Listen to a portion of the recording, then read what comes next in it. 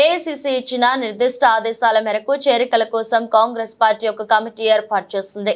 Congress party భావ సారూప్యత సిద్ధాంతం పట్ల నమ్మకం, అవగాహన ఉన్న నాయకులను కాంగ్రెస్ పార్టీలో చేర్చుకోవాలని అధిష్టానం నిర్ణయించింది. కమిటీలో టీపీసీసీ వర్కింగ్ ప్రెసిడెంట్లు జగ్గారెడ్డి, ఎమ్మెల్సీ మహేష్ కుమార్ గౌడ్, కిసాన్ కాంగ్రెస్ జాతీయ ఉపాధ్యక్షులు కోదండరెడ్డిలు ఉంటారు.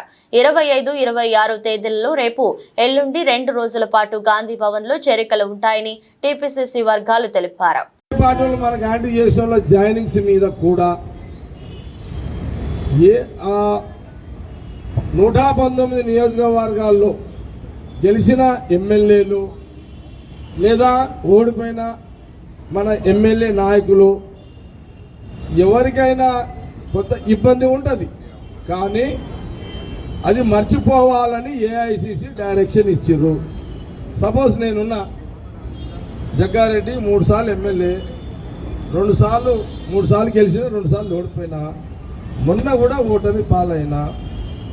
ఇప్పుడు సపోజ్ నేను అనుకో, నా దగ్గర ఒక ముఖ్య నాయకులు 5, 6 అండర్ గ్రౌండ్లో నాకు వ్యతిరేకంగా ఓట్ల మీద పనిచేసి ఓడడానికి 3,000, 5,000 మీద పనిచేసారు. నా ఎగ్జాంపుల్ అదే చెప్తున్నా. ఇప్పుడు నాకు కోపం ఉంటుంది, ఏమని ఉంటుంది, వీళ్ళందరితో నేను కొంత ఓడిపోయినా వీళ్ళని ఎట్లా తీసుకోవాలని కోపం ఉంటుంది. కానీ నాకున్న డైరెక్షన్ ఏంటంటే, జగ్గారెడ్డి నీకు కావచ్చు, కానీ ఒక్క ఎలక్షన్తో రాజకీయాలు అయిపోవు కదా. కాంగ్రెస్ పార్టీ 130 ఏళ్ళ నుంచి ఉన్న కాంగ్రెస్ పార్టీ, ఇంకా 1000 ఏళ్ళు కాంగ్రెస్ పార్టీ, 2000 కాంగ్రెస్ పార్టీ ఉండాల్సింది కదా.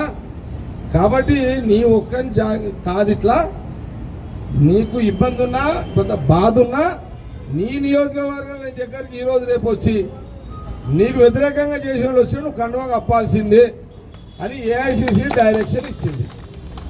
ఇక ఏఐసిసి ఇచ్చిన తోపులం అయితే మేము కాదు. ఇది ఈ తెలంగాణలో అందరి నాయకులకు ఇస్తున్నటువంటి సమాచారం.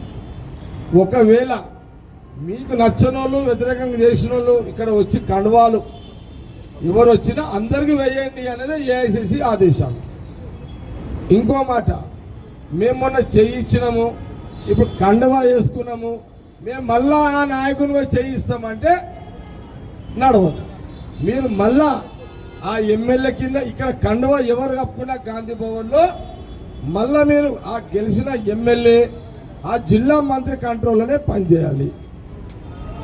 ఓడిపోయిన మన కాంగ్రెస్ పార్టీ ఎమ్మెల్యేల కంట్రోల్లోనే పనిచేయాలి.